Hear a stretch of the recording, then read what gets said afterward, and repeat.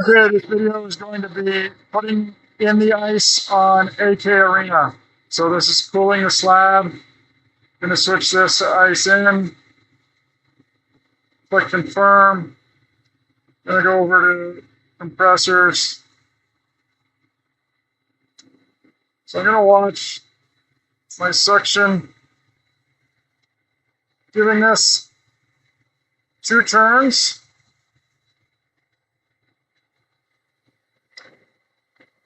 And so 2 turns on the packing nut should allow this to then turn freely.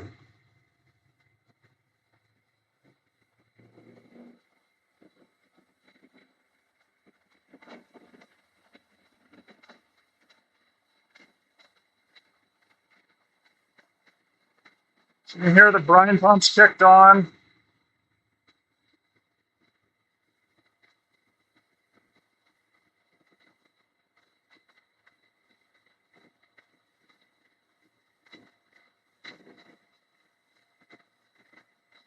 So right now, suction's at 18 psi. And so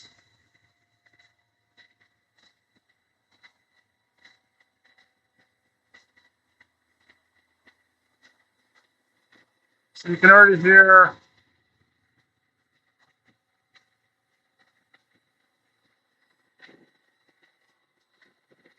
so if you take this wrench off, want to pay attention to where these are and just make sure this doesn't move.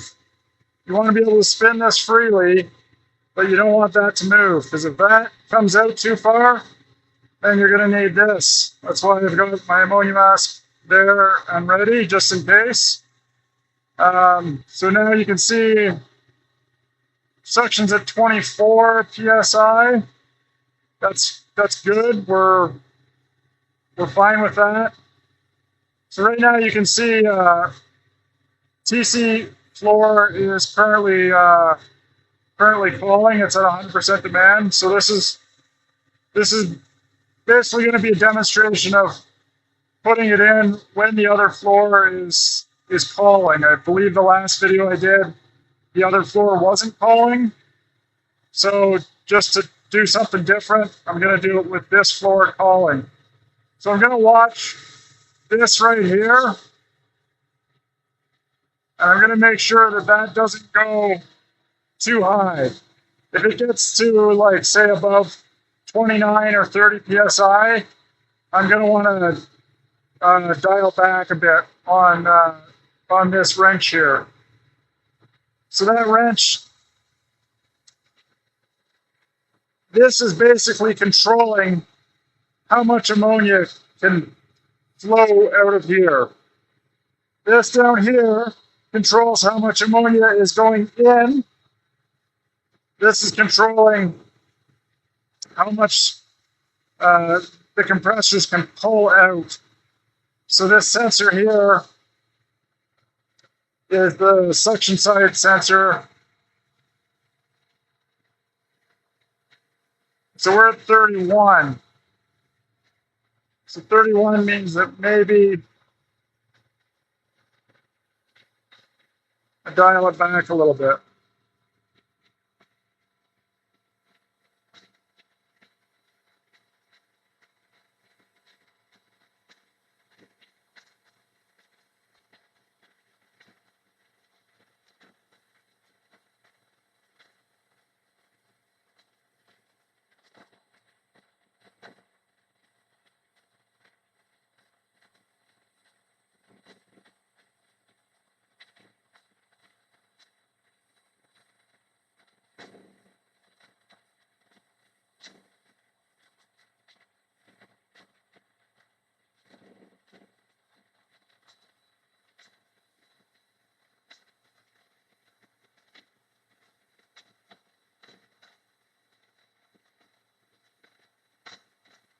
So right now I'm just watching, and I'm making small movements with this wrench. I'm not going very far, very fast.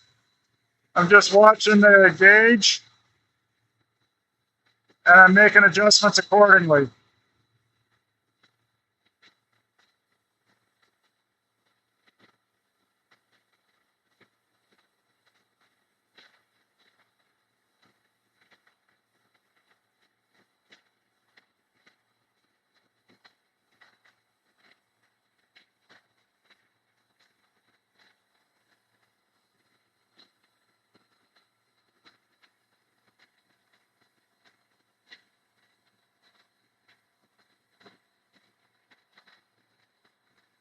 And so you can see how much I've moved it.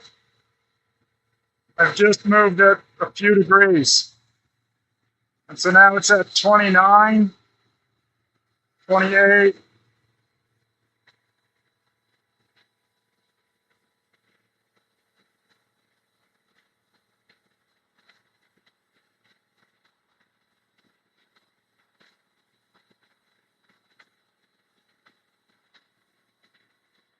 Okay, so now it's just under 28. So because my wrench is kind of at an awkward angle, I don't want to leave it there because the weight of it might rotate around. So I'm just going to pull the wrench off, and I'm going to set it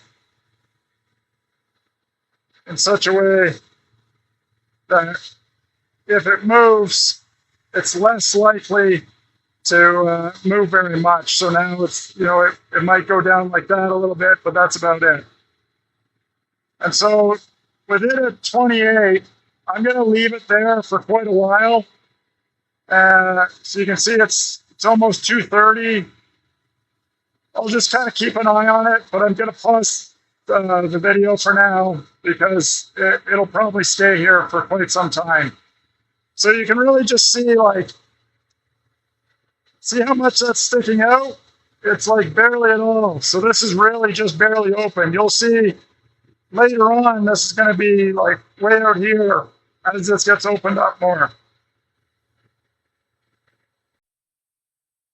Right, so the second compressor just came on. So now both compressors are running. And the section pretty quickly dropped from 28 to 26.6. You could definitely just leave it there for a while. There's no real urgency to increase it, but since there is both compressors going, I figure why not push it back up to 28. So I'm just gonna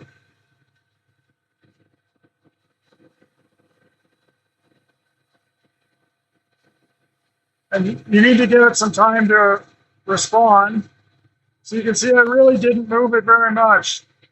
I moved it from like there to there, just like a couple degrees. Gonna move it a couple more degrees.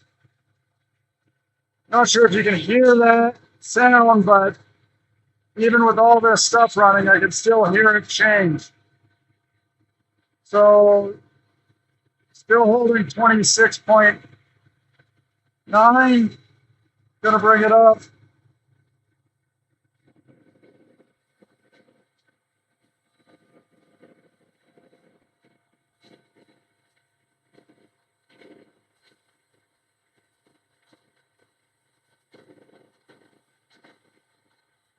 It's getting 27.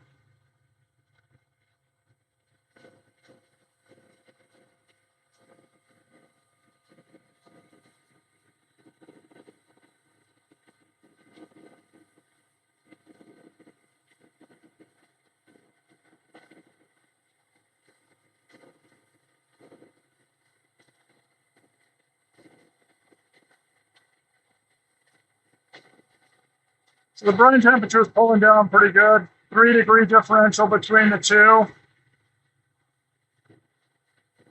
See here, we're still at 27 and 28. So that's pretty good. I think I'll just leave it there for the next little while. And I'll check back in shortly.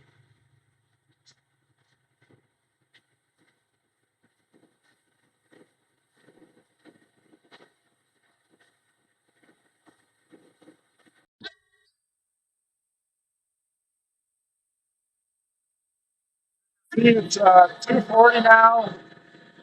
This is still pulling down a little bit.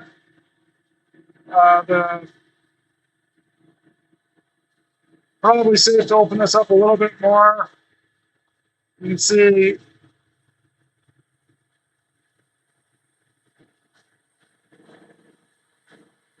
hopefully you can hear that, but anytime I change it, it sounds pretty different. And you can really, you can hear the ammonia running through there as I open that.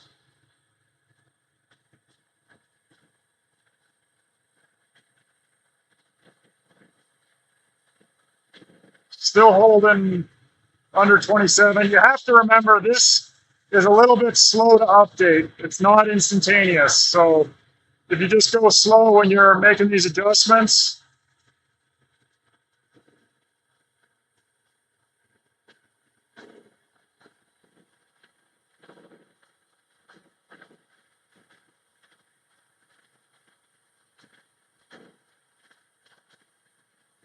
big thing to remember is as your brine temperatures come down, you're not you're going to be able to open it more and more. So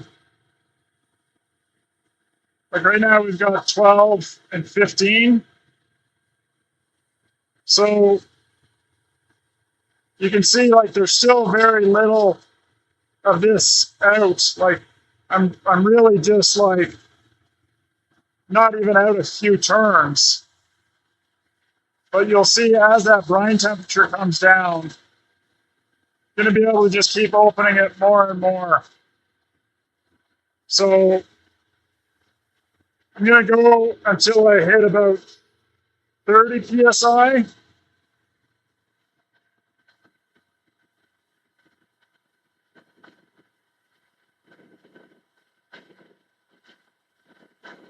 And so the reason I'm going to overshoot a little bit and get to 30 psi is just so that I don't have to, you know, constantly be moving it, because it'll get to 30 psi and then it'll pull back down.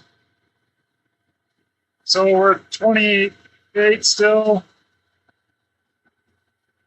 So you can already see the difference it makes, like especially both compressors being on now. I can open it up more faster already with it making less of an impact than it did when I very first started.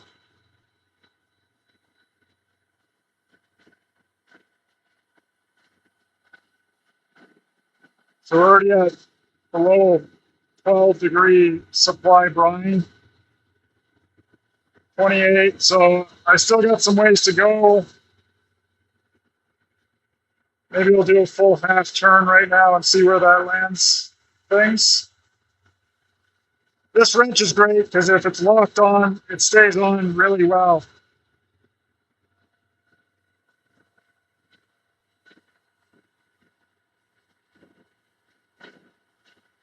So still at 28, so I'll give it a little bit of time.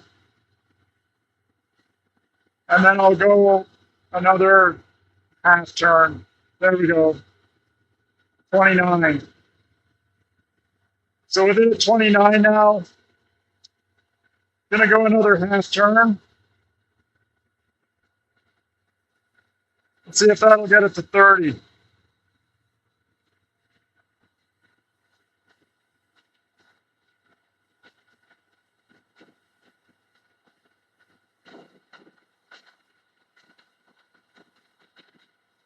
No, it already pulled back down to 28 even with me opening it. So just keep going. Nice and slow. So you can see this is getting bigger. That means you're opening this up. You're letting more ammonia through here.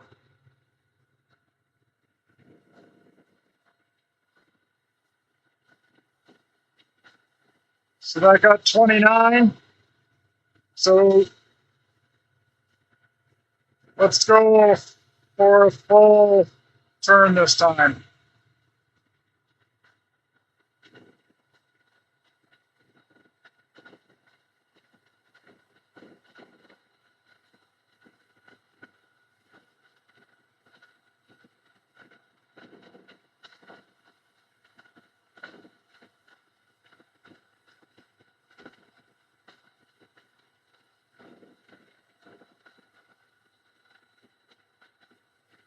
Okay, so that was a full turn. I'm now starting the next full turn. And remember, you want to keep an eye on this packing nut. Make sure that's not moving.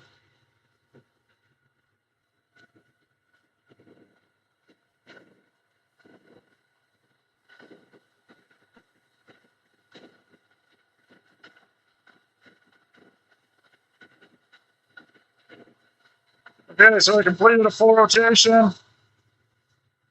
Gonna do another one. See if that gets it above 28.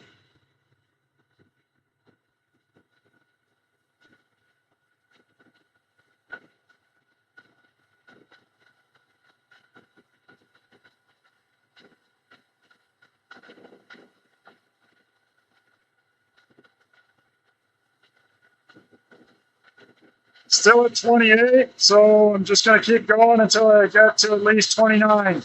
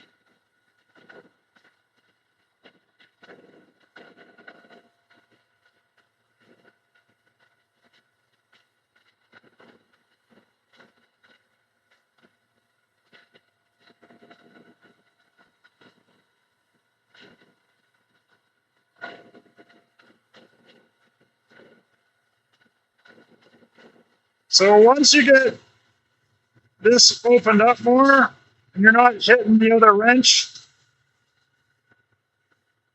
it's worth putting this one back on. But then if you're spinning this one, you see this one start to move, you know you're gonna be hitting the butt end of it. We still got a little ways to go here, but it's just a good practice to have it that way, because we're kind of getting to the point that you might be able to just open it up wide.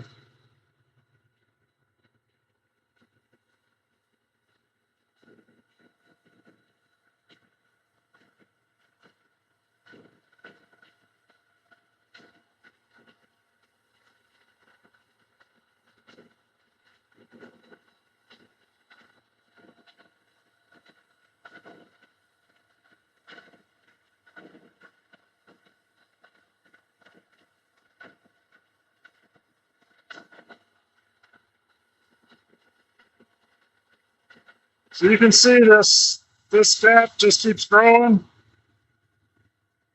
And I still have not been able to hit 30 yet. Okay, so this just stopped. It hit resistance. So that means it's wide open, we're done. So now I'm gonna close this one.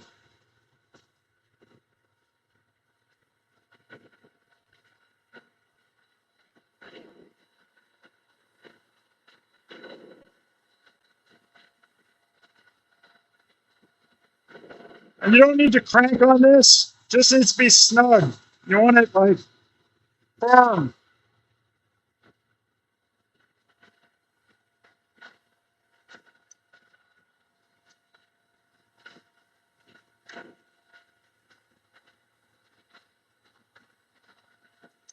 Okay, so that's wide open now. That's closed, locked off. You can see those threads are gone. Still holding 28 psi. So when you put this on, you want to be nice and gentle with it.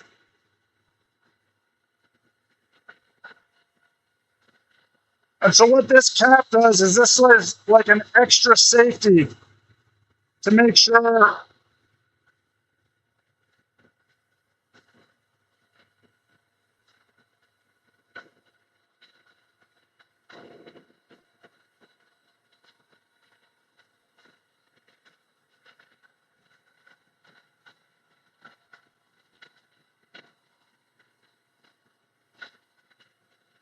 okay, that's closed. Still at 28, so we're good. At this point, I'm going to stop recording and just let this keep going and monitor it. But at this point, it's wide open. Now it's just kind of like keep monitoring it, keep watching your brine temperatures come down, and yeah, that's it.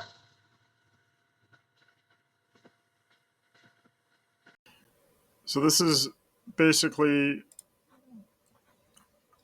right after the second compressor shut off. So I had set up TC in the schedule for -6 up until 4 o'clock. So at 4 o'clock,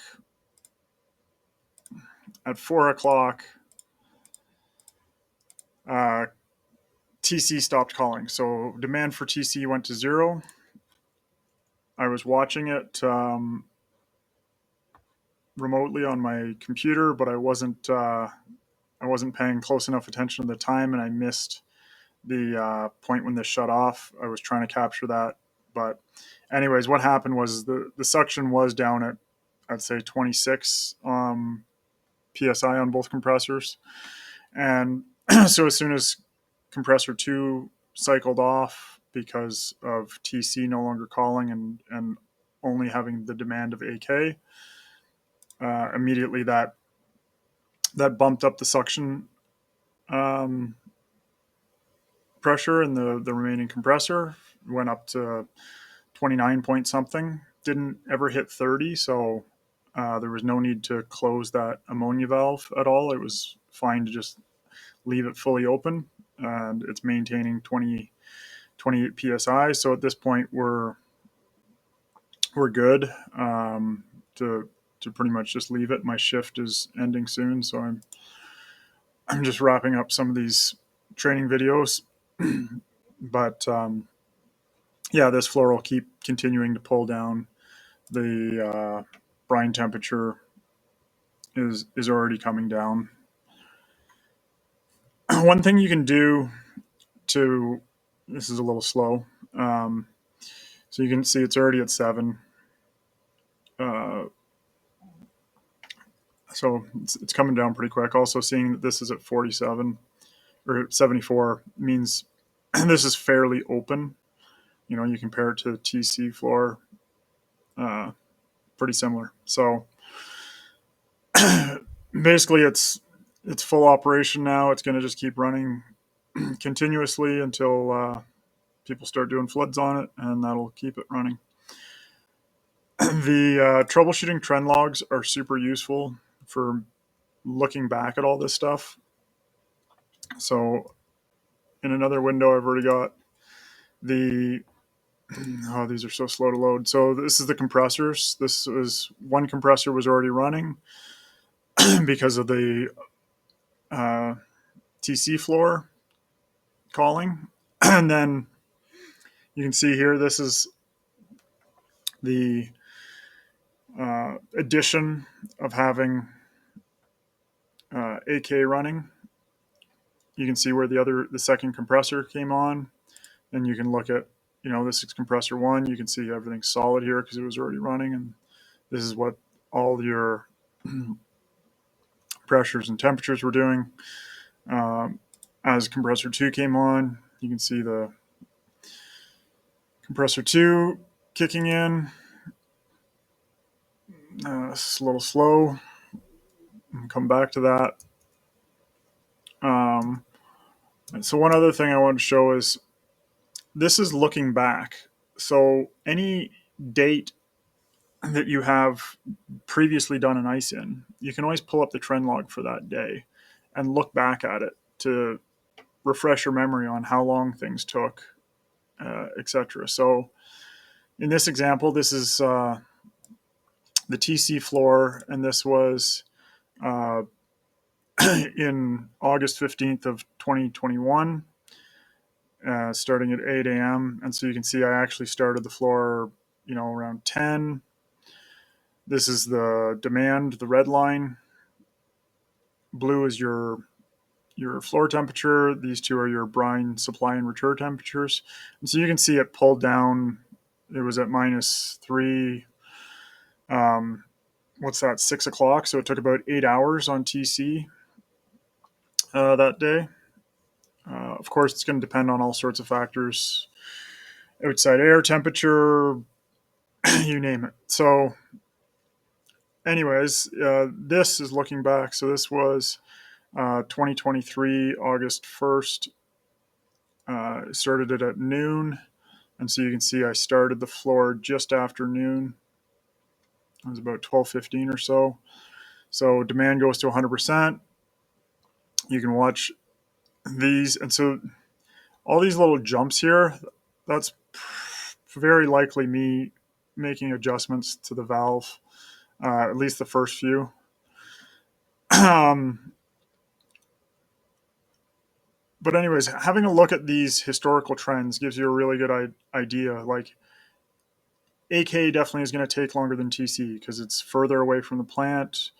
It's a bigger space. It's got the stands. Like it's a bigger uh, bigger arena in terms of like total volume of air and everything that's getting cooled in the process as well. But also, it's just the slab is older. It's not as well insulated between the heat floor and the cold floor. It's got you got more friction losses with it running further, etc. So it's just not as fast to put this one in as it is the other one. You can see, to get to the same point of -3, the other one, so like 3 point, so what's that, 2 in the morning? So that's more like 14 hours for it to pull down AK floor versus the TC floor was, only 8 hours to pull down to -3. This one was 14 hours to pull down to -3. Doesn't mean you couldn't start flooding before that. Like, if you've got the sensor is below zero and you can look at your brine temperatures, right? Like at this point, your brine temperatures are -10 coming and going. Like you can take the thermal imaging camera and shoot the actual cement to see what the cement is, because this sensor is still exposed to air to a certain degree. It's got some duct tape on it, taped to the floor, but it's like it's impacted by the air temperature in the arena. It's not giving a perfect reading of what the actual slab temperature is. So you can shoot the slab with a thermal camera and potentially start flooding much earlier. Like in this case, like for this sensor to have reached -3, you probably could have started flooding like back here, like, especially with these brine temperatures. Um, anyways, I hope that gives you a good idea of what all this looks like.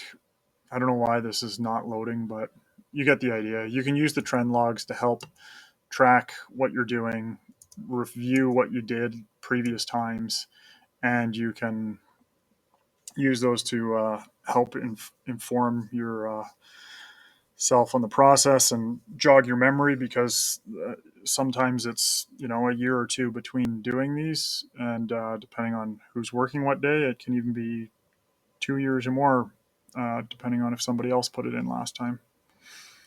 I hope that's helpful.